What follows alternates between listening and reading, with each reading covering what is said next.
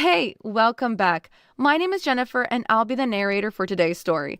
This is a completely original work of human written science fiction that is made just for this channel. So let's get comfortable and let's jump right in. The storm came in violet sheets across the ridge. Vethra moved through it with her shock of bright blue hair tucked tight against her collar. She adjusted her environmental suit, the orange and green plating a stark contrast to the gray stone. Her fingers traced the deep gouges in the rock, 4 parallel lines, each as wide as her wrist. Fresh, the Krakon had passed this way within the hour. She should have turned back. Protocol demanded it. A lone scout tracking an alpha beyond the cave territories was madness, the kind that got entire bloodlines erased from the tribal records. But this beast had taken her cousin's child 3 cycles ago, dragged the screaming youngling into the dark while the adults could only watch from behind their barricades and weep. Vethra's voice emerged in a soft, layered hum, a prayer to the Wind Mothers, though she suspected they'd long ago abandoned Krios 4 to its monsters. The harmonics helped calm her racing heartbeat, the multitonal frequencies vibrating through her chest in a way that made her feel less alone. The tracks led down the scree slope toward the human installation. Station 4, they called it. She'd seen it from a distance before, a squat collection of prefabricated structures and industrial towers that belched steam into the thin atmosphere. Her people avoided it. Humans were new to Krios 4, barely 2 seasons on-world, and the Sularn had learned long ago that strangers brought complications. But the Krakon had no such hesitations. As Vethra crested the final ridge, she expected to find the station torn apart, its metal bones scattered like the remains of some great mechanical beast. The Krakon was fury made flesh, an armored nightmare that had haunted her people since the first Sularn crawled into the deep caves. Nothing stopped it. Nothing survived it. The station stood intact. More than intact, lights blazed from the windows, and she could hear the rhythmic clang of metal on metal, the hiss of hydraulics, and beneath it all, a sound that made her freeze. A human voice, low and resonant, humming something that might have been a song. Vethra crept closer, her large eyes adjusting to the harsh artificial light. The compound's outer gate hung open, torn from its hinges. Deep furrows in the metal showed where the Krakon's claws had raked. But the damage stopped there. No blood, no bodies, no signs of the slaughter she'd expected.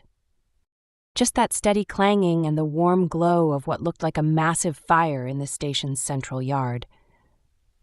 She should have run. Every instinct bred into her over countless generations screamed at her to flee back to the safety of the caves. But Vethra had always been cursed with curiosity, and now it pulled her forward, step by careful step, toward whatever impossible thing was happening beyond those walls. Vethra found a vantage point behind a stack of cargo containers, their surfaces still warm from the day's sun. From here, she could see into the station's main yard, and what she saw made no sense. The Krakon was there, or rather, its corpse was. The massive beast hung suspended from a cargo crane, its 6 limbs dangling limp, its armored hide no longer gleaming with the oil-slick iridescence that made it nearly impervious to Sularn weapons.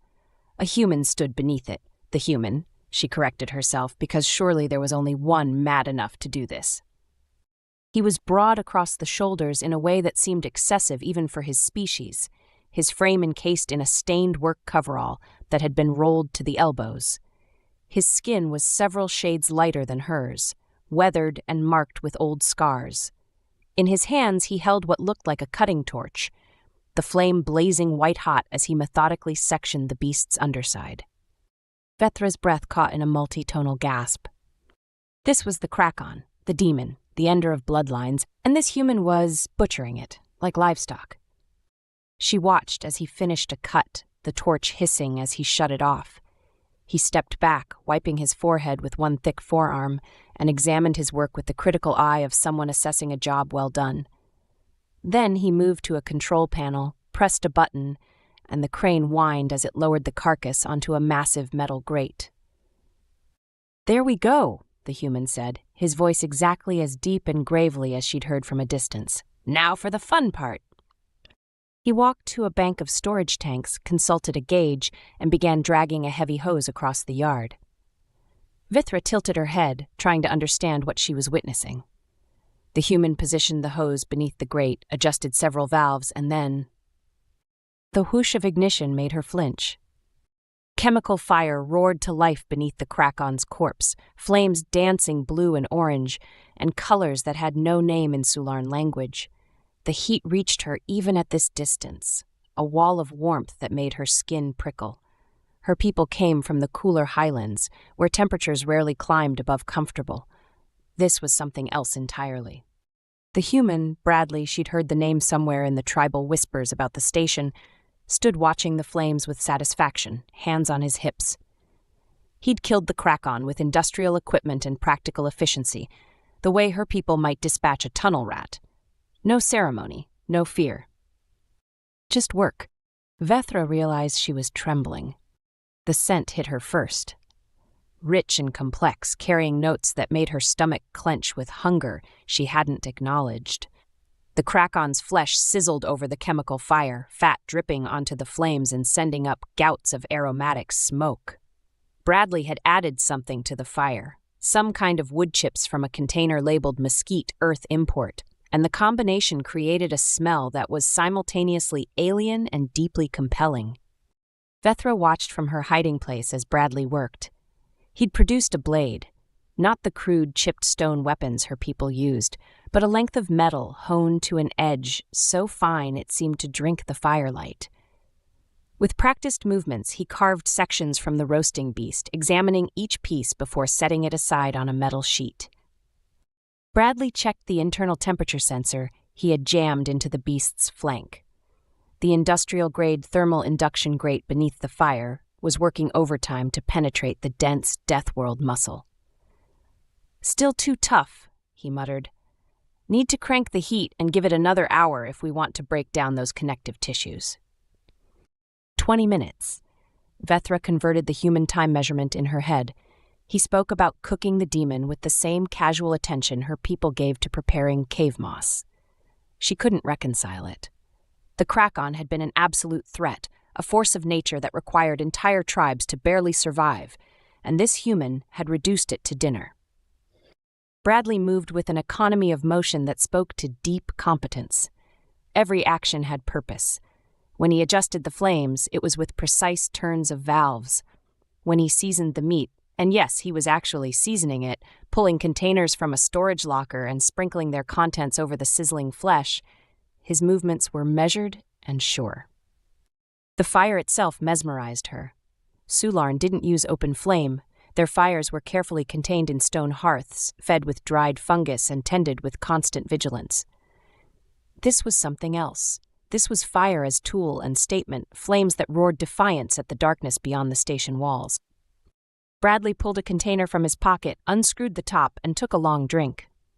Water, probably, though Vethra couldn't be sure. His throat worked as he swallowed, and she found herself tracking the movement with more attention than was strictly necessary. There was something about his solidity, his absolute presence, that drew the eye. He wasn't elegant like her people. He was built like the stone itself, dense, enduring, immovable. He set down the container and turned back to the meat, using a long fork to rotate several pieces. Fat continued to drip, each drop creating a small fireball that made him nod with satisfaction. "Perfect," Bradley said to the knight, "absolutely perfect." Vethra's stomach growled, a soft musical sound that harmonized with itself.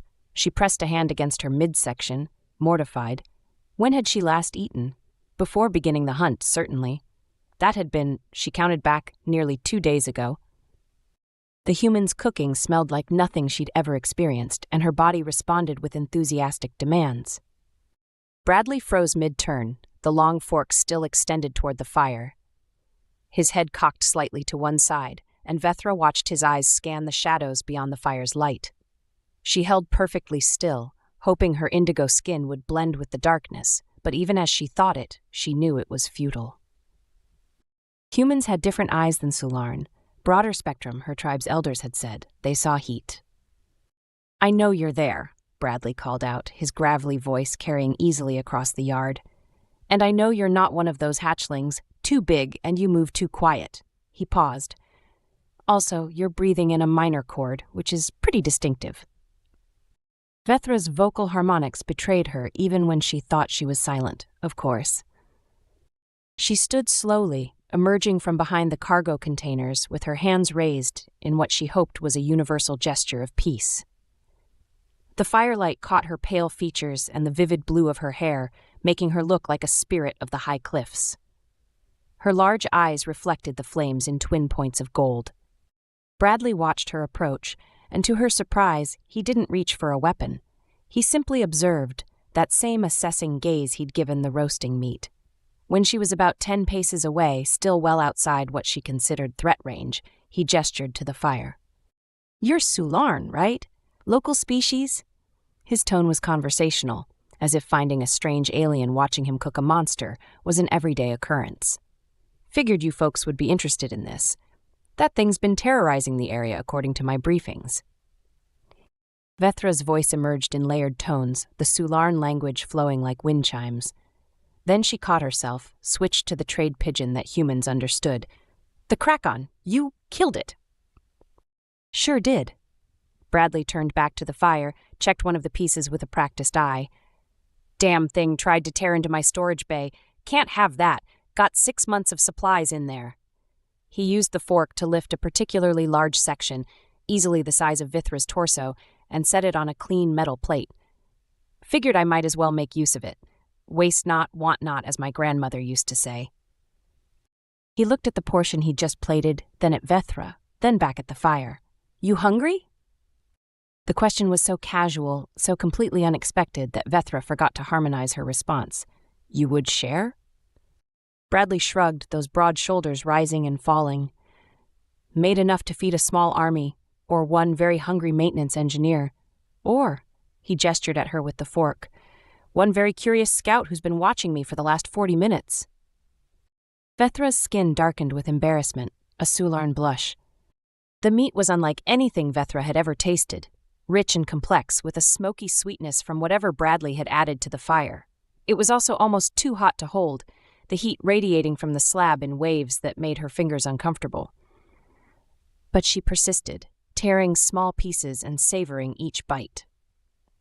Bradley sat across from her on an overturned crate, working through his own portion with steady efficiency. He'd given her utensils, a knife and fork made of actual metal, not the carved bone her people used, but she found it easier to simply use her hands. He didn't seem to mind. "So," Bradley said after a comfortable silence, "how long's that thing been a problem for your people?" Vethra swallowed, her multitonal voice emerging soft and layered. "Always. Since the first songs, the Krakon has always been." Bradley nodded, chewing thoughtfully. "Apex predator makes sense your folks evolved alongside it, I'm guessing? Prey species development?" The term stung, but only because it was accurate. "We are small, fast, we hide." She gestured at the carcass with one graceful hand. "We cannot fight that." "Sure you can." Bradley took another bite, speaking around it in a way Vethra's etiquette tutors would have found horrifying. "Just need the right tools. That crane can lift 40 tons. Thermal lance cuts through damn near anything. Simple physics." "But you are not afraid." Bradley paused mid-chew, considering. "Afraid? Of that?" He jerked his head toward the Krakon. "Nah, respectful maybe, cautious, but not afraid." He swallowed. "Look, I'm from Earth. You know what that means?" Vethra shook her head. "Earth's a Class 10 Deathworld. That's the highest rating the galactic community gives for places that are actively trying to kill you." Bradley's voice carried a note of pride. "We've got predators that make your Krakon look downright friendly. Pack hunters with bite forces that crush bone. Ambush predators that can kill with a single strike of venom. Hell, we've got plants that'll digest you alive if you're not careful." He leaned forward, elbows on his knees, and his voice dropped to that warm, gravelly register that Vethra was beginning to associate with sincerity. "Humans evolved by outlasting everything that wanted to eat us. We're not the fastest, or the strongest, or the most venomous, but we're persistent. We adapt, we build tools, and we absolutely refuse to quit." He grinned. "Deathworlders, they call us. I wear it like a badge." Vethra absorbed this, her large eyes reflecting the firelight. The heat from Bradley's body reached her across the small distance. Humans ran hot, she realized, much hotter than Sularn. It should have been alarming. Instead, she found it oddly comforting, like sitting near the carefully tended hearths in the deep caves. "Your world made you strong," she said softly. "My world made us stubborn," Bradley corrected. "There's a difference." The change came gradually. At first, Vethra dismissed it as her imagination, a slight shift in the air, a new tension in the night sounds beyond the station walls. But Bradley noticed it too. She watched him go still, his head lifting with the same alert focus she'd seen in cave predators. "You hear that?" he asked quietly. Vethra tilted her head, filtering through the ambient noise, the fire's crackle, the wind against metal, and beneath it, yes, a clicking sound, rhythmic and rapid, like claws on stone. Many claws. "Hatchlings," she breathed, the word emerging in a cascade of harmonics that spoke pure dread. "The brood." Bradley was on his feet instantly, moving to a control panel on the wall. "Explain, fast." The words tumbled from Vethra in overlapping tones. "The cooking. It broadcasts the scent of a dead alpha. But more than that, it broadcasts the scent of the one who killed it. To the brood, you are not just food. You are a rival predator that has occupied their nesting ground. They will not touch the meat until the murderer is dead." "How many?" Bradley's hands flew across the panel, bringing up security feeds on a small screen. "Dozens, maybe hundreds. They nest in the deep places waiting for the alpha to fall." Vethra felt her throat tighten with fear. Hatchlings were smaller than the alpha, perhaps only the size of a human, but they hunted in swarms and their armor, while thinner, was still proof against most primitive weapons.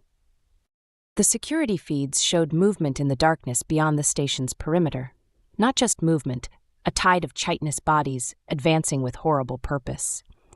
Bradley let out a long breath, the sound like grinding stone. "Well, shit." He turned to Vethra, and his face held none of the casual confidence from earlier. This was different. This was calculation. "Your people, they fight these things?" "We run, we hide, we die." The harmonics in her voice cracked. "We do not fight." "Good thing I'm not Sularn, then." Bradley moved to a storage locker, began pulling out items with practiced efficiency. A heavy wrench, a welding mask, what looked like a pneumatic bolt gun. "The station's got defensive protocols, reinforced doors, automated systems. We hole up in the central hub, wait them out." "And if they breach?" Bradley met her eyes, and in them, Vethra saw something she'd never encountered before. Not fearlessness exactly, but a grim acceptance, a willingness to face impossible odds because retreat simply wasn't in his nature. "Then we make them regret it," he said simply. "Come on, leave the food. We've got about 90 seconds before this place becomes a war zone." The first impact hit the station's outer wall as he spoke, a sound like a boulder against steel. The hatchlings had arrived. The central hub was a fortress of metal and reinforced polymer, a space designed to protect vital equipment from Cryosphore's harsh atmospheric conditions. Now it protected 2 people from something far worse. Bradley moved with the efficiency of long practice, sealing the entrance with a heavy door that locked with the finality of a tomb closing. Outside, the clicking had become a cacophony. Vethra pressed against the far wall, her elegant limbs drawn close, making herself as small as possible. Through the narrow observation window, she could see shadows moving in the firelight. Quick, skittering things the size of human children, but infinitely more lethal. Their armor gleamed dark green, still soft compared to the alphas, but enough to turn a blade or deflect a primitive arrow. Bradley moved to another control panel, his fingers dancing across the interface. Lights flickered throughout the station's exterior, and Vethra heard a deep hum building in the walls. "Perimeter defense grid," he explained without looking up. "Not designed for this, but it'll help. Electric current through the outer fence. Won't kill them, but it'll slow them down." As if in response, one of the hatchlings outside shrieked, a sound like metal tearing. The shadow retreated from the fence line, but 3 more took its place almost immediately. "They learn fast," Vethra whispered, her harmonics tight with fear. "So do I." Bradley finished his work and moved to the storage area that took up most of the hub's interior. Here was the heart of his operation: racks of tools, spare parts, emergency supplies. He began pulling items down with the systematic approach of someone who'd run this scenario in his head 100 times. "How tough's their armor?" compared to the adult. Softer, more flexible, but still. Vethra struggled for the right words in trade pidgin. Still strong, stronger than Sularn weapons can manage. Not asking about Sularn weapons. Bradley hefted the pneumatic bolt gun, checked its charge. This fires a tungsten carbide penetrator at about 1,500 meters per second. It'll punch through starship hull plating if I dial it up high enough. He glanced at the window, where shadows continued to accumulate, asking if it'll punch through them. Something hit the door with tremendous force. The metal buckled slightly but held. Both of them froze.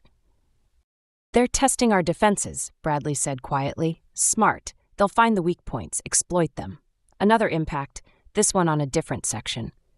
"We've got maybe an hour before they breach. Need to make every shot count." Vethra found her voice, though it emerged in jagged harmonics. "You have fought before, like this." It wasn't quite a question. Bradley's response was simple. "Every human has." He handed her a heavy wrench from the rack. "You know how to swing this?" The tool felt alien in her hands, cold and brutally practical. "I am a scout. I run. I hide." "Tonight you fight." Bradley's eyes met hers, and the warmth there, the heat that seemed to radiate from him like the chemical fire outside, anchored her. "You don't have to be brave. You just have to be stubborn." Another impact closer now. The hatchlings were learning. The breach came from above. Vethra heard the scraping first, claws against metal, persistent and methodical. Bradley's head snapped up, tracking the sound across the ceiling. "Access duct," he muttered. "Damn it, I knew that was a weak point."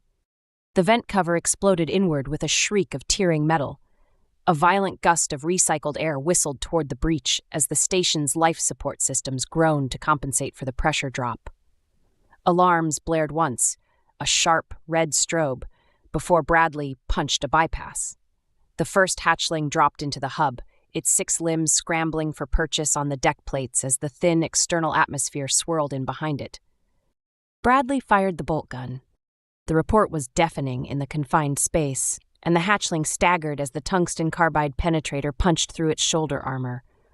Dark ichor sprayed, but the creature didn't fall. It screamed and charged. Bradley met it head-on with the wrench. Vethra watched in horrified fascination as human and alien collided. Bradley moved with brutal efficiency, using the wrench like a club to deflect slashing claws while firing the bolt gun point-blank into the hatchling's thorax. 1 shot. 2. 3. The creature finally collapsed, twitching, and Bradley kicked it aside without ceremony. "Next," he barked. The next one was already dropping through the vent, and the one after that, and the one after that. The hub became a chaos of movement and violence. Bradley fought like a machine, each action precise and economical, but Vethra could see him beginning to tire. The bolt gun clicked empty and he discarded it, snatching up a plasma cutter instead. The tool wasn't designed as a weapon, but in his hands it became one, the superheated blade severing limbs and punching through armor with equal efficiency. A hatchling got past his guard, its claw raking across his ribs.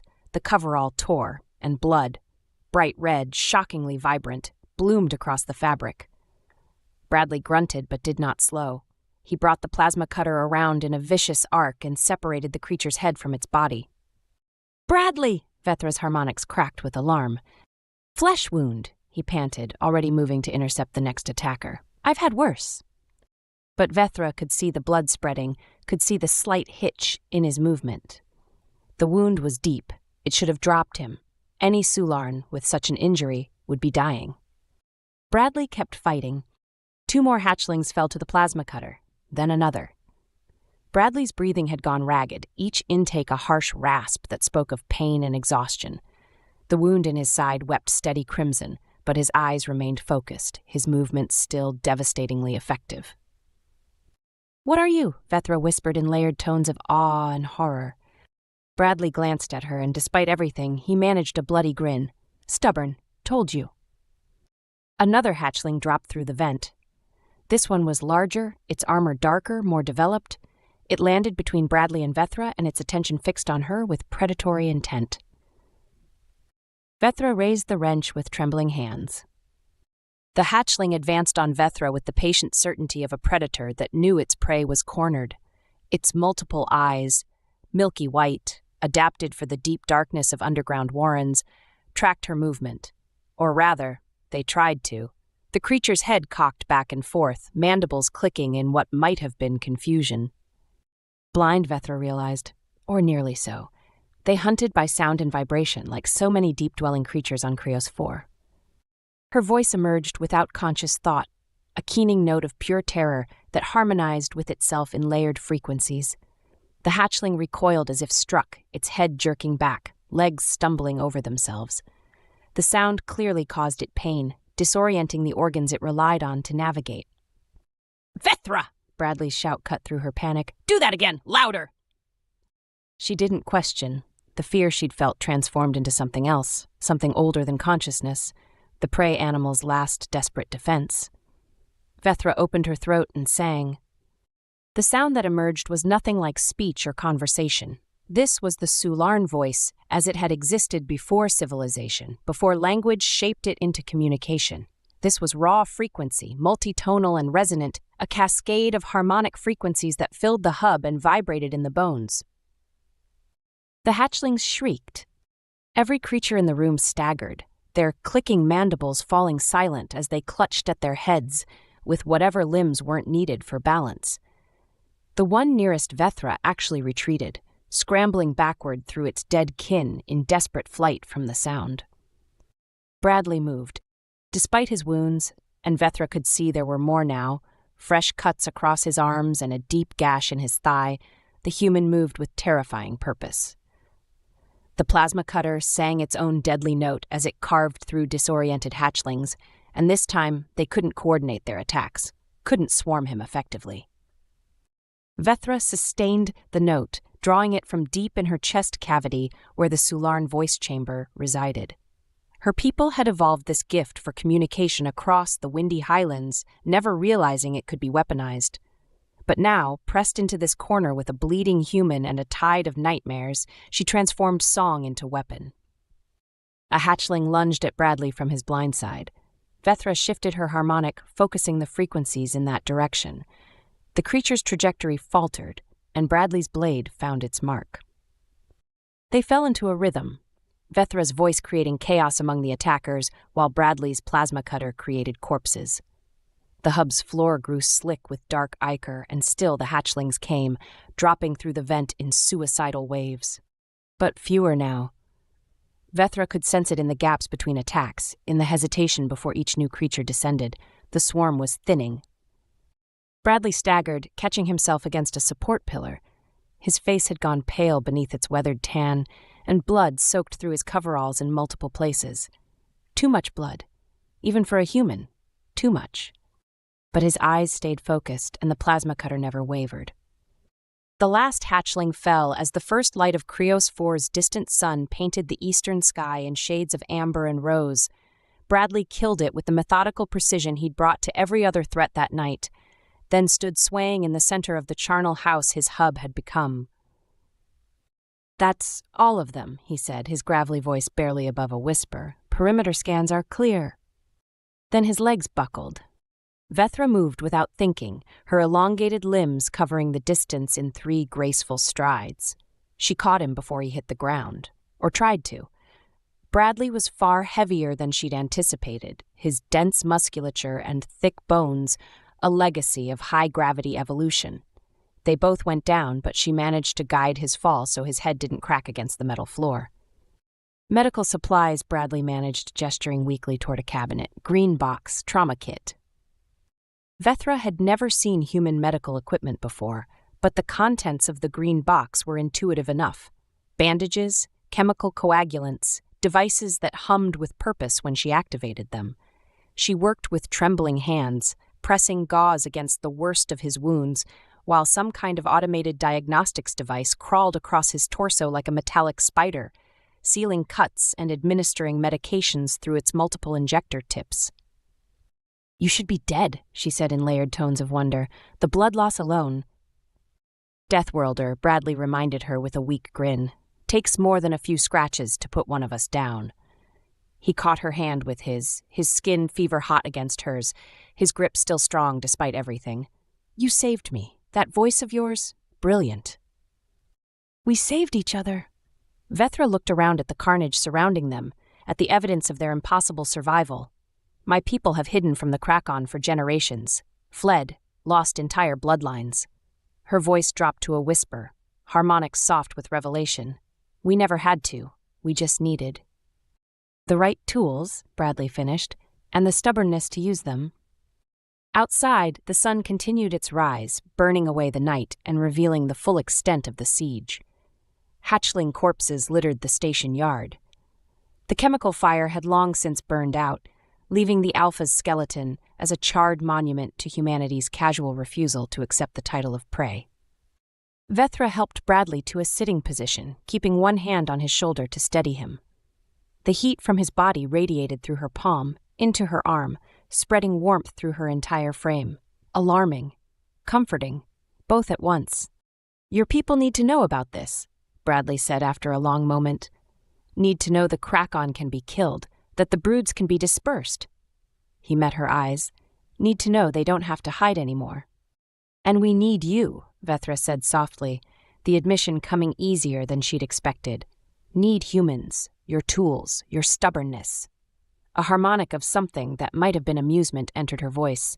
Your tendency to turn nightmares into dinner. Bradley laughed, then winced, pressing a hand to his bandaged ribs. Pretty sure that's the nicest thing anyone's ever said about my cooking. The sun climbed higher, and in its light, Vethra could see the future her people might have. Not huddled in caves, fleeing from shadows, but standing in the warmth beside these impossible, stubborn, blazing hot humans who refused to understand the concept of surrender. She looked at Bradley, at this human who'd treated her planet's apex predator as a maintenance problem and its swarm as an inconvenience, who'd bled enough to kill 3 of her people and still fought on, who radiated heat like a walking bonfire and looked at her not as prey but as pack. We should contact my tribe, she said. They will want to hear this story. Later, Bradley said, leaning back against the pillar with a groan. First, I'm going to sit here and try not to bleed out. Then maybe. He glanced at the window where morning light gleamed on the Alpha's remains. We salvage what's left of that meat.